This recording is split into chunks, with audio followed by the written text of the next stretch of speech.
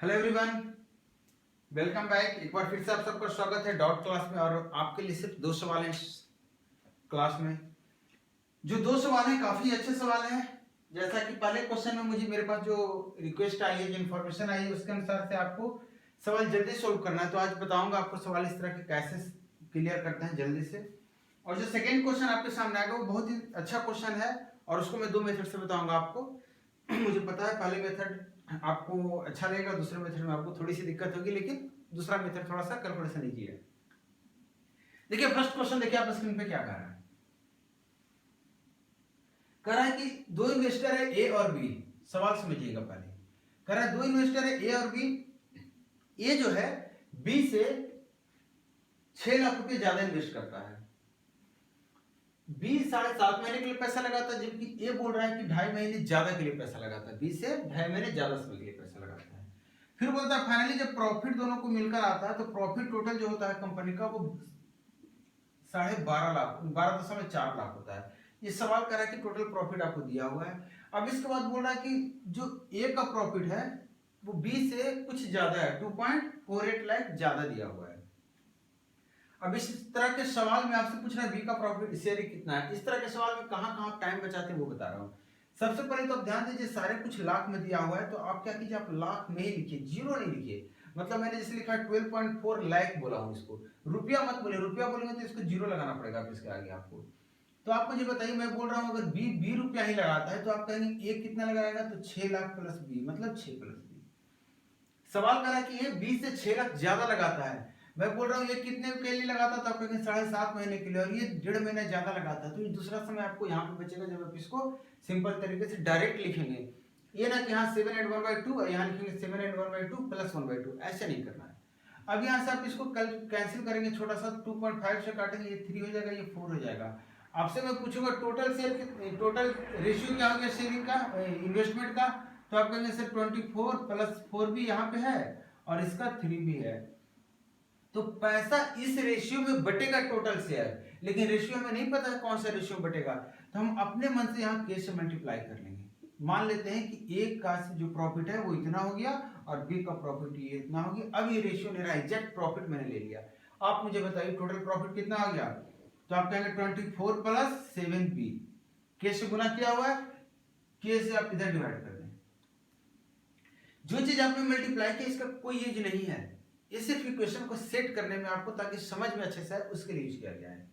अब मुझे बताइए आप कि आपको ये बोला गया कि जो ए को जो पैसा मिला है, तो ए को कितना मिला है, तो आप कहेंगे सर 24 प्लस 4b इंटू के। बोला है 2.48 लाख ज्यादा मिला है बी से, बी को कितना मिला है 3b इंटू के कॉमन लेके जब माइनस करेंगे आप इसको, तो आपको पता चल जाएगा बी को जो है इतना इंटू इतना पैसा ज्यादा मिला है। बी को कितना ज्यादा, ए को कितना ज्यादा मिला है, तो टोटल जितना ए को मिला है माइनस टोटल जितना बी को मिला है। यहां से भी आप के को हटा के यहाँ नीचे लेके चलाइए। अब देखिए कि दोनों दो तरह के क्वेश्चन आपके सामने आए हैं। आपको बी निकालना है, के से कोई मतलब नहीं है, दोनों को डिवाइड करके के को कैंसिल आउट कर लीजिए। आप इधर भी रखते तो भी कैंसिल आउट होता है डिवाइड होकर। क्लियर है। अब यहीं से डायरेक्टली डिवाइड करूंगा तो आप कहेंगे 24 प्लस 7b ऊपर में आ गया, नीचे में 24 प्लस b। राइट साइड में देखिए क्या आ गया 12.4। आपको ये नहीं लिखना है, आपको डायरेक्टली यहीं पे कैंसिल आउट करना है। यहीं पे देखिए इसका 4-5 बार में कटेगा, हाँ 5 बार में ये पूरा कट गया। अब देखिए कि यहां से क्या रिजल्ट निकल कर आया है, तो आप देखेंगे 24 गुना 5 120 प्लस 5b। आपको ये लाइन भी नहीं लिखना है अगर टाइम बचा रहा है तो, इक्वल टू 24 प्लस 7b। आपको डायरेक्टली लिखना है 120 माइनस 24 कितना आ गया 96, और इधर 7b माइनस 5b कितना आ गया 2b। तो आपको b का वैल्यू पता चल गया, उसने 48 लाख रुपया लगाया था। बी का टोटल इन्वेस्टमेंट कितना था 48 लाख। तो इस तरीके से आप क्वेश्चन को छोटा सा कर सकते हैं। देखिए आपको शायद लग रहा है कि मुझे नहीं दिख रहा है, 48 लाख आया है। 96/2 कितना होता है 48। नेक्स्ट सवाल जो आपका है बड़ा सुंदर सा सवाल है। इस सवाल को आप देखिए, ट्राई करने की कोशिश कीजिए। बहुत लोग आंसर याद कर लेते हैं, काम मत कीजिए, ये काम बिल्कुल नहीं करना है, क्योंकि इसी सवाल में अगर उसने मिडिल पॉइंट की जगह पे मिड पॉइंट जो दिया है उसको चेंज कर दिया तो आपका आंसर मैच नहीं करेगा। तो इस तरह के लिए आप कॉन्सेप्ट देख लीजिए। पहला तरीका वो बता रहा हूँ जो ज्योमेट्री है, कंप्लीट ज्योमेट्री बता रहा हूं आपको पहले तरीके से, ज्योमेट्री के तरीके से। देखिए क्या दिया हुआ है, करा कि एक स्क्वायर है जिसका जो साइड दिया हुआ 5 सेंटीमीटर का है, इसका नाम भी कर दूं क्या, पी क्यू आर एस, इसका नाम दिया हुआ है पी क्यू आर और एस। बोल रहा है पी क्यू के मिड पॉइंट से आर को मिलाया गया, इस पॉइंट का नाम टी दिया गया, आर को मिलाया गया है। उसके बाद बोला एक आर्क ऐसे ड्रा किया गया है, पी को सेंटर मारते एक सर्कल ड्रा किया गया है जो इसको यहाँ पे ऐसे कट करता है। आपसे पूछ रहा है कि इसकी लेंथ कितनी है, ये लेंथ कितनी है, इसका नाम दिया है यू, इसका नाम दिया बी, समथिंग कुछ ऐसा है। हाँ, तो आपसे इसका लेंथ पूछ रहा है। आप देखिए आपके पास कोई एक ऐसा ऑप्शन नहीं है कि सर्कल का आप यूज कर सकते हैं, क्योंकि सर्कल का लेंथ निकालना इतना आसान है, आर्क लेंथ का फॉर्मूला लगाएंगे। बाई चांस आप सर्कल का लेंथ आप निकाल भी लेते हैं तो इसके साथ आप नहीं कनेक्ट कर पाएंगे। इसका मतलब सर्कल का लेंथ डायरेक्टली आप यूज नहीं कर सकते हैं, उसका कॉन्सेप्ट यूज कर सकते हैं। कैसे, तो देखिए मुझे आप ध्यान से देखिए कि इस लाइन को अगर यहाँ से यहाँ ज्वाइन किया गया इसको, तो ये क्या है हमारा, तो आप कहेंगे सर ये रेडियस है, ये रेडियस नहीं है, और ये भी तो रेडियस ही है आपका, ये सर्कल हमारा है, सेंटर हमारा पी था, तो आपका ये रेडियस और ये भी रेडियस है। तो यहाँ से आपको पता चल गया इसकी लेंथ 5 हो गई। इसकी लेंथ आपसे पूछूंगा तो आप कहेंगे सर 2.5। अगर इसकी लेंथ मैं आपको बता दूं, अगर मैं इसकी लेंथ आपको बता दूं, मैं थोड़ी देर के लिए इसको बोल दे रहा हूं x, अगर x मैं बता दूं तो देखिए ये जो छोटा वाला ट्रायंगल है और ये जो बड़ा वाला ट्रायंगल है, दोनों सिमिलर है क्या, तो आप कहेंगे हाँ सिमिलर है, तो आप फिर रेशियो लगा के आप निकाल लेंगे इसको।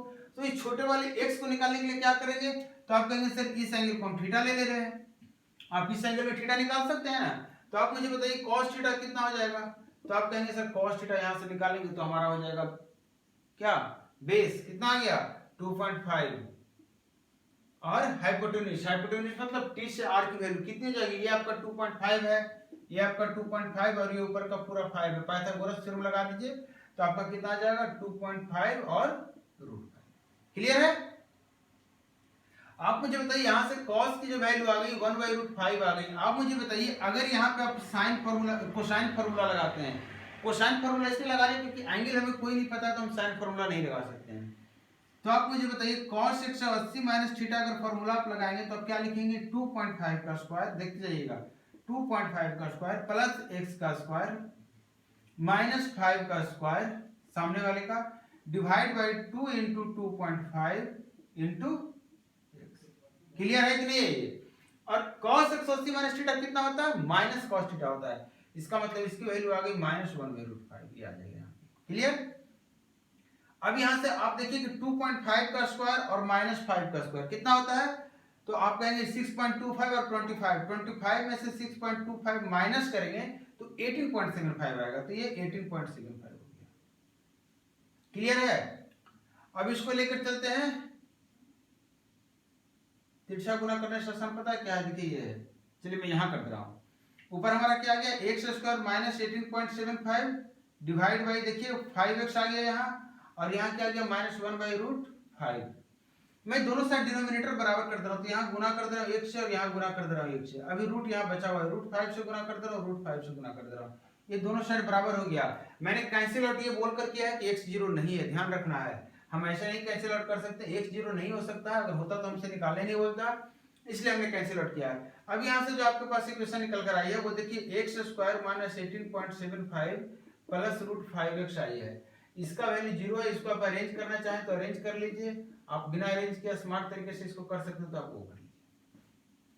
यहाँ से x आप अगर निकालने की कोशिश करेंगे, ध्यान दीजिएगा, यहाँ से x अगर आप निकालने की कोशिश करेंगे तो क्या x आएगा वो आप देखिए, √5 है, यहाँ पे फैक्टर करना अगर आता है आपको इस तरीके की सिचुएशन में, फैक्टर करना आता है तो अच्छी बात है, और फैक्टर करना नहीं आता है तो डायरेक्टली आप ये फॉर्मूला लगा दीजिए -b plus -b square -4ac बटा 2a, और माइनस b कितना आ जाएगा -√5 प्लस -b स्क्वायर कितना हो जाएगा, तो √5 का स्क्वायर 5 -4ac माइनस में आते हैं माइनस माइनस प्लस 18.75 को आप लिख सकते हैं 18.3/4, और ये हो जाएगा 72 3 75/4, और ये 4 4 कट जाएगा 75 5 80, नीचे में कितना आ गया 2।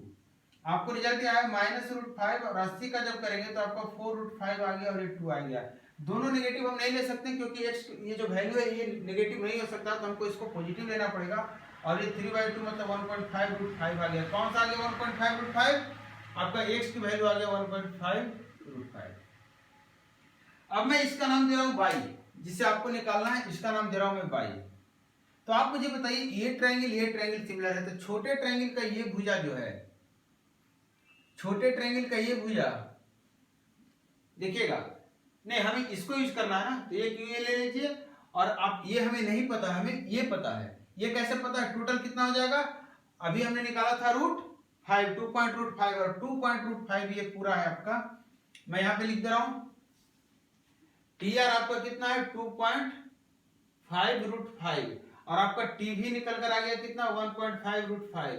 तो आपका VR कितना हो जाएगा, तो आप इसमें से इसको माइनस कर देंगे 1√5 मतलब √5, तो ये आपका निकल कर आ गया √5। क्लियर है? अब मुझे बताइए कि ये पूरा √5 है, ये √5 है और ये पूरा 2.5 है। आप रेशियो अगर लगा सकते हैं तो लगा लीजिए, और डायरेक्ट निकाल सकते हैं तो डायरेक्ट भी निकाल लीजिए। डायरेक्ट कैसे निकालेंगे? छोटे ट्रायंगल का जो कर्ण √5 है, जबकि बड़े ट्रायंगल का कर्ण कितना है 2.5√5, मतलब √5 का 2.5 गुना। तो छोटे ट्रायंगल का जो बेस होगा वो बड़े ट्रायंगल के बेस का रिलेशन क्या होगा, सेम होगा, मतलब इसका भी 2.5 गुना होगा। अगर इसका ये 2.5 गुना है तो कितना होगा 1 होगा, तभी तो उसका 1 गुना 2.5 आएगा। आप रेशियो लगाना चाहते हैं दोनों ट्रायंगल का, तब लगा लीजिए। आर भी देख लीजिए, छोटे ट्रायंगल का कर्ण बटा बड़े ट्रायंगल का कर्ण बराबर छोटे ट्रायंगल का भुजा बाई ले लिया बेस और बड़े ट्रायंगल की भुजा।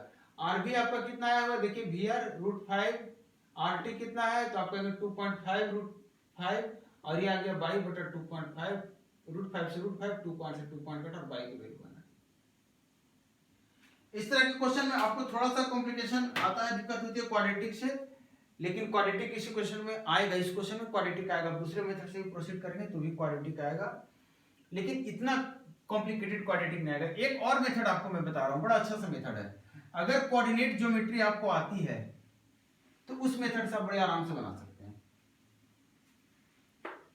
अब देखिए कोऑर्डिनेट ज्योमेट्री कैसे इसमें अप्लाई होगा और कितने आसान से आप कोऑर्डिनेट ज्योमेट्री से इस क्वेश्चन को बना सकते हैं। देखिए आपके पास सवाल ये था, ये स्क्वायर है, ये आपका सर्कल का एक कोड है, आपका यहां से मिड पॉइंट को मिलाया गया है। आपको मैं क्या बोल रहा हूं कि ये जो सर्कल है इसका इक्वेशन मुझे बताइए। अगर आप इसका इक्वेशन मुझे बता दे रहे हैं और अगर इसका इक्वेशन बता दे रहे हैं, दोनों का पॉइंट ऑफ इंटरसेक्शन निकाल लेंगे हम। क्लियर है? इस पॉइंट को मैं ओरिजिन मान ले रहा हूं, तो आप मुझे बताइए इस लाइन का इक्वेशन क्या होगा। तो आप कहेंगे सर स्लोप क्या होगा। स्लोप के लिए आप बाई देखिए कितना है, ये 2.5 है कि नहीं, x कितना है तो आप कहेंगे 5 है, बाई बटा x होता है तो स्लोप आ गया 1/2। इक्वेशन होता है y बराबर mx प्लस b, आपको याद होगा mx प्लस c लिखिए जो लिखिए। तो y की वैल्यू कितनी होगी 1/2x। c क्या होता है, बाई एक्सिस को कहां पे काटा, तो कितना पे काटा, तो 2.5 पे काटा है। तो आपको लाइन का इक्वेशन मिल गया। कोई भी सर्कल जिसका सेंटर 0 0 हो उसका इक्वेशन क्या होता है, तो x² प्लस y² बराबर r²। क्या होता है, बराबर r²। तो आपको इसका इक्वेशन मिल गया x² प्लस y² बराबर 5², मतलब चलिए 5² लिख दे रहा हूं 25। तो ये जो इक्वेशन को आपको सोल्व करना निकालना है। अब एक बात यहां पे आई है आपके सामने कि आपको बाई अगर आप निकालेंगे तो आपको पता है यहां से टोटल बाई कितनी है 5 है, टोटल बाई कितनी है 5 है। ये जब बाई निकालेंगे तो आपकी ये बाई निकल कर आएगी, तो 5 में से इसको माइनस कर देंगे, मतलब x से आपका कोई मतलब नहीं है।